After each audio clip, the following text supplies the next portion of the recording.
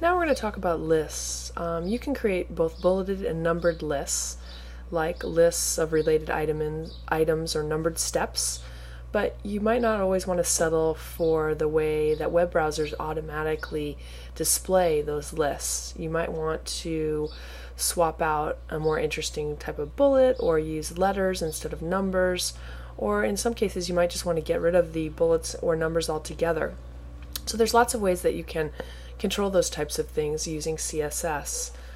We're going to start by working with a file that basically has a bunch of lists already defined, and I've gone ahead and segmented them into boxes so that as we work on each example, the content will stay separate. So there's quite a few different ways that you can style your lists. We'll start working with some unordered lists, and then we'll move into the different types of ways that you can style ordered lists. And then I have some special cases down here where we'll be working with custom bullets, and just want to also talk about spacing list items and making sure that you understand that completely. So let's just see how this file was set up before we get started augmenting it. Here is my XHTML document. I've already defined a couple styles, and I'll go through those with you shortly. If we look into the actual body portion of the page, it's basically set up very similarly. I only have one H2, which basically says the word lists right there, and the rest of the content is all basically exactly the same. It's just these divs that surround a paragraph tag and then either an unordered or an ordered list that has the content that we see in the browser.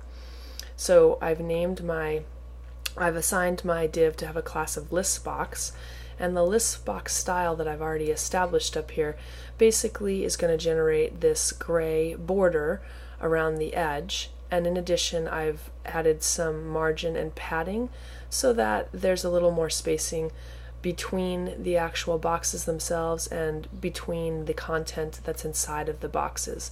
We'll be learning about margin and padding shortly, so if you're not familiar with this and don't understand it very well, we'll definitely be covering it.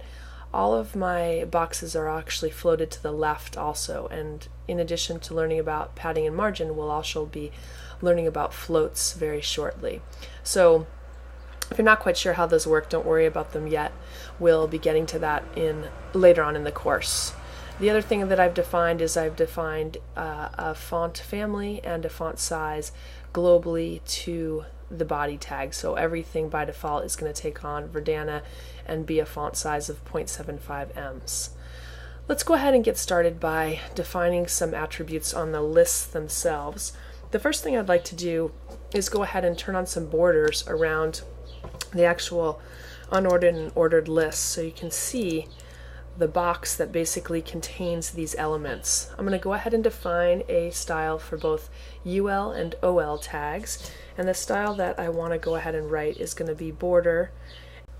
So we'll go ahead and specify the border to be 2 pixels, and we're going to have it be dotted, and then I'll specify my hex value for the colors. Basically, when you are writing a declaration that is going to include multiple values, you do not separate them with commas like you do in some other situations. You're just going to go ahead and you're going to write the values out and just separate them by spaces like so. So if I save this and if we preview it in the browser, it's going to go ahead and put a red dotted line around our unordered or ordered lists, and this just will help so that you can see where the border of these different list items are. I'm going to go ahead and I'm going to define a style for the actual list items themselves as well.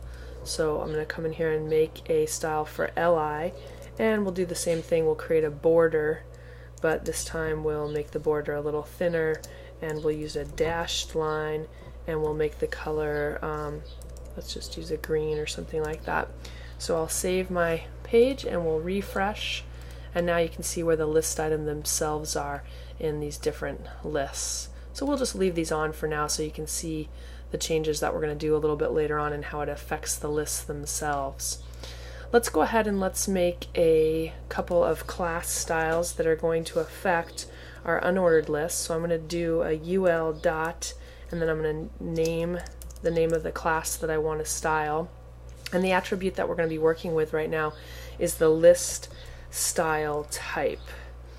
List style type is going to allow you to specify what sort of list item you're going to want to appear on your list. So I'm just going to actually copy this line of code, and I'm going to go ahead and type in the values for the different types of classes that I'll want to do. The first one is disk, which is actually the default value, and you'll see that shortly. Then I'm going to go ahead and specify circle, and we'll specify one for square,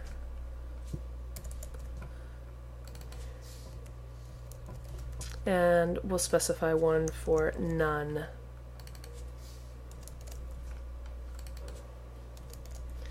And then I'm going to come down into the actual code part, and here are my list items. I'm going to assign the various classes to the various ULs. So we'll go ahead and define a class for disk on the first UL. Then we'll go ahead and we'll define a class for circle on my second UL. And this one down here will have a class of square. And finally this one down here will have a class of none. Let me save my page right here, and we'll refresh in the browser, and you'll notice how the bulleted points get affected. The disk specification doesn't change anything on our list item, and that's because the filled round circles, that's what the disks look like. So that's the default value for a list item. Circle is going to go ahead and give you these hollow circles, and square is going to go ahead and show you the square values. Let me just note that by default, when you create indented lists, you would normally show disk, and then the next indented list would show circle, and the next indented list would show square. So these are the default values that you'll get with XHTML, but utilizing CSS, obviously, you can specify where and when you want them to occur. None eliminates the list identification altogether, so you can see that the bullets just disappear completely. The none attribute is useful for when you want to use a list item to create like a drop-down navigation system or something like that.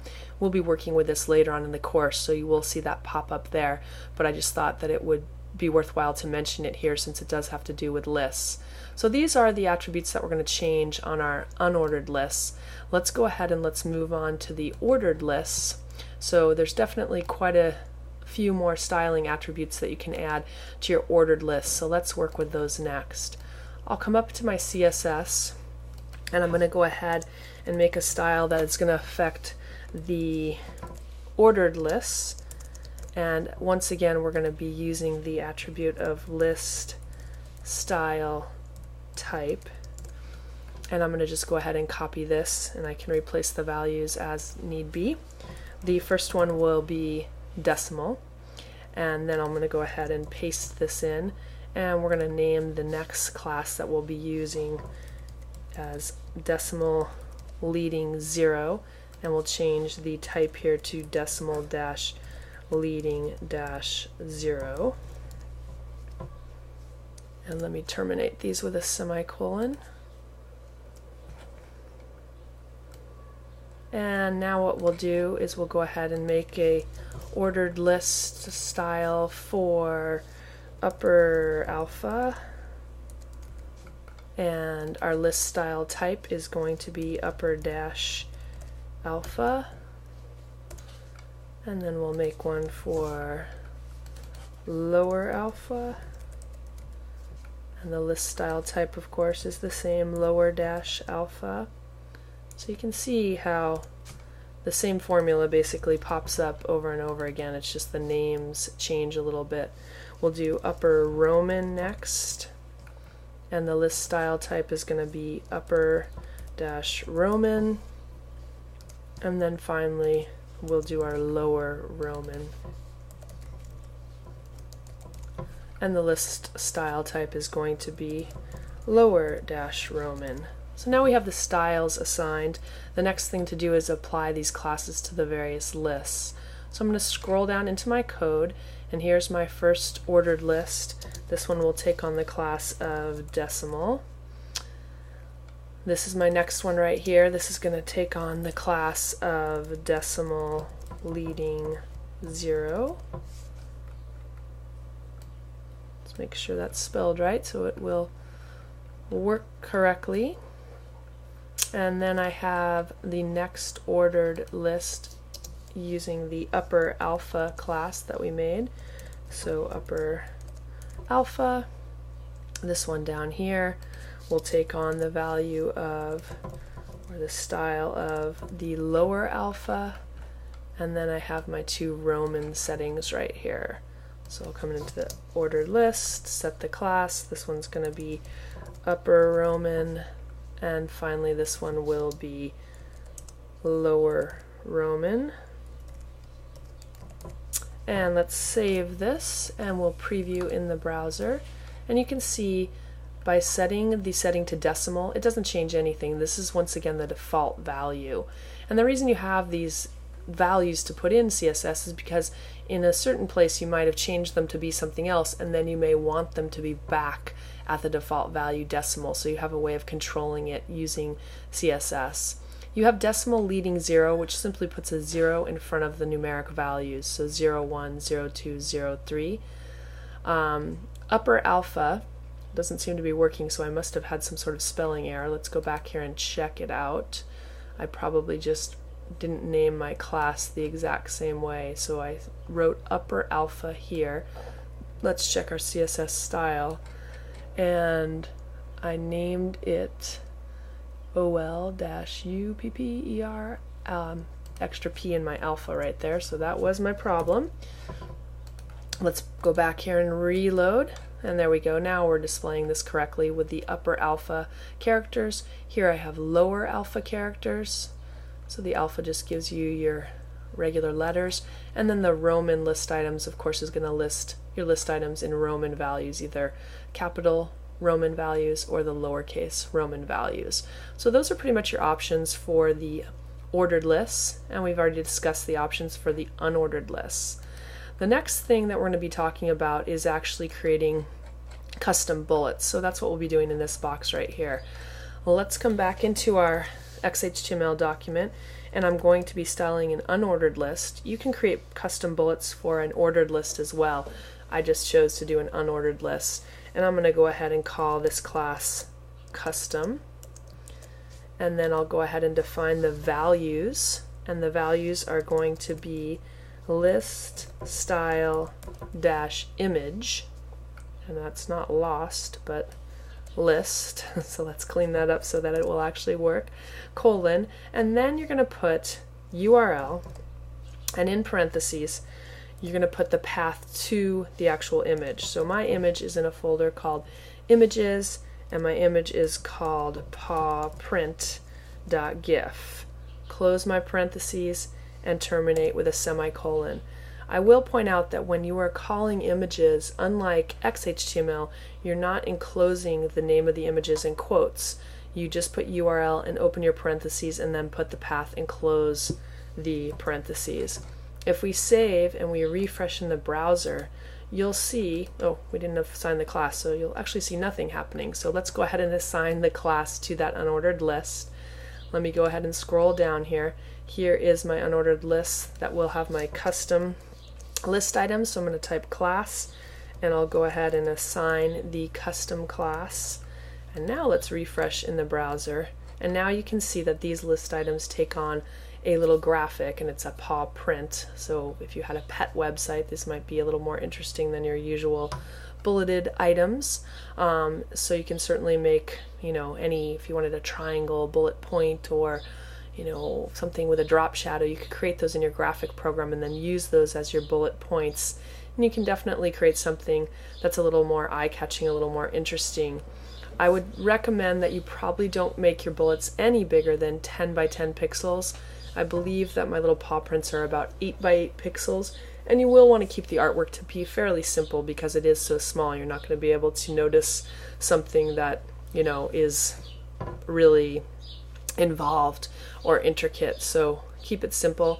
I would say usually if you can make artwork between 5 and 8 pixels, definitely no bigger than 10. That's going to probably work best for most of your list items, but it's kind of fun to be able to go ahead and interject your own custom list items using this feature. The last thing that I want to discuss that has to do with lists is the spacing of the list itself. So we're going to go ahead and we're going to experiment with some padding and margin. And basically padding is what appears on the inside of a box. Margin is what appears on the outside of a box. So I'm going to go ahead, and we already know where the borders of our unordered lists and our list items are. We can see that from the dotted and dashed lines. What I'm going to do now is I'm going to go ahead and I'm going to work with some margin settings so we can specify how margin and padding is going to affect the list items. Let's go into our XHTML document so that we can set these settings appropriately. I'm going to go back up to my CSS Styles, and we'll go ahead and we will create a style. We're going to call this one ul.space, since we're going to be creating spaces, and we will open and close our curly braces like so. I'm going to go ahead and I'm going to set my margin setting, so I'm going to type margin. Now it is possible to write margin and just define a margin of 5 pixels all the way around. This is going to basically, let's go ahead and define our class value on this last list item so we can see what this does in the browser. So I'm going to go ahead and write my class here equal to space. And if we save and we refresh in the browser, you're going to see how the list moved slightly. It basically, because margin's on the outside and we're not going to be able to see this right off the bat, it's pushing space on the outside, and I basically set it to be 5 pixels all the way around. If I go ahead and I get rid of the margin on my paragraph is a block level element just like a list item is. So if we go ahead and eliminate the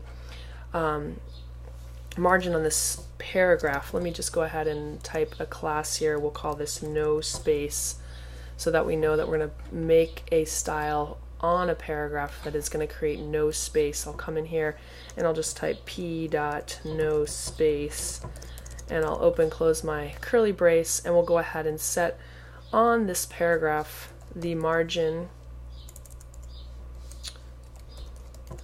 to 0 pixels and also the padding to 0 pixels. And if I save this and we refresh, now you're going to see that the paragraph, unlike the ones that are above, starts right on the inside of the box line. So there's no default padding and margin that is now associated with this particular paragraph. You can also see how much closer the text is to the box. Remember, I put a margin of 5 pixels on my box. If we change the margin on the UL box to 0 pixels and save, you'll see that now this paragraph text is going to float right on top of the box. So here you can see how the margin is interacting with the various elements that are next to it. And as I said, we'll be talking about margin and padding soon, but I really specifically want to show you how margin and padding affects lists. So let's come in here and let's change the margin setting slightly. Let's keep the top margin set at 0. I'm going to go ahead and put a space, and I'll set the right margin next. We'll set that to 5 pixels, and then I'm going to put a space, and I'm going to go ahead and set the bottom margin also to 5 pixels, and then I'm going to go ahead and set the left margin to 5 pixels. This is kind of my shorthand method of declaring the different properties in one declaration, and you can see that they're not using the same items anymore. If I reload the page, you can now see that the box itself has changed slightly. So remember that the margin on the top is set to 0. It still butts right up to the paragraph, but on the outside, bottom, left, and right, we do have 5 pixels of margin. I'm going to go ahead and I'm going to make a declaration that is similar for the padding. So I'm going to go ahead and type padding, and I'll use the shorthand method that we just discussed to write this out. So you always start, when you're using the shorthand method, with the top value, and then you're going to go to the right value, And actually, for padding, let's just set everything to 5 pixels. So I'll just type it out like this. I don't need to space it out and define everything. If everything is the same, you can just write it like so. So if we refresh now, you can see that the padding is going to affect the spacing differently on our box. It also affects how the margin actually looks on the box. When I do padding, you can see how the list items no longer butt up to the top of the red dotted border. There is a slight space right there. There's a space on the right hand edge, the top, on the bottom, and actually on the left edge as well. So you can see how the padding and the margin affect the box a little bit differently. You can use this to your advantage to help space out different elements in your list if you so desire. Let's go back in here and let's actually adjust some of the spacing on the actual list items themselves. So I'm going to create a new rule. This rule is going to be called ul.space space li, and then I'll open and close my curly brace. I'm defining a list item, any list item that is located inside the space class of a UL. So it'll only affect this particular box's list items. And let's go ahead and let's set the padding. And here we'll use our shorthand because my padding values are going to be a little bit different. I'll specify the top padding to be 5 pixels. I'm going to specify that my right padding is also 5 pixels, and my left, or actually I'm sorry, excuse me, my bottom padding is going to be 5 pixels, and then my left padding is going to be 0 pixels. So I write them out just like we did margin up above. I'm going to save, and if I refresh here, you can see that now the spacing in between the list items itself has changed. I have more spacing on the bottom, to the right, and the top. I left the left attribute alone because I didn't want to push the items away from the bulleted points any more than they already were set to. So you can see how padding affects list items as opposed to the margin items. I'm going to go ahead and I'm going to come back into my list item and just show you one last thing, and that is going to be the list style position. List style position allows you to set the position of the bullets. You have basically inside and outside are your values that you'll be using. Outside is going to go ahead and create the default look, so how the bullets look right now on the web page. If we come back and look at the bullets are on the outside of the box. If I refresh my box now, you can see how the bullets move to the inside of the list item. Before they were outside of the green box, now they're inside of the green box. When you create a list style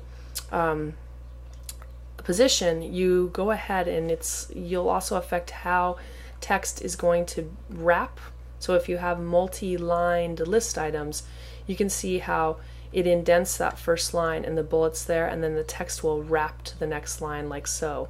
So keep these things in mind when you're styling lists. They're all ways that you can customize the way that a list looks and interacts with the various elements that might be around it. Hopefully you'll find these things helpful and you'll find creative ways to incorporate them into your websites.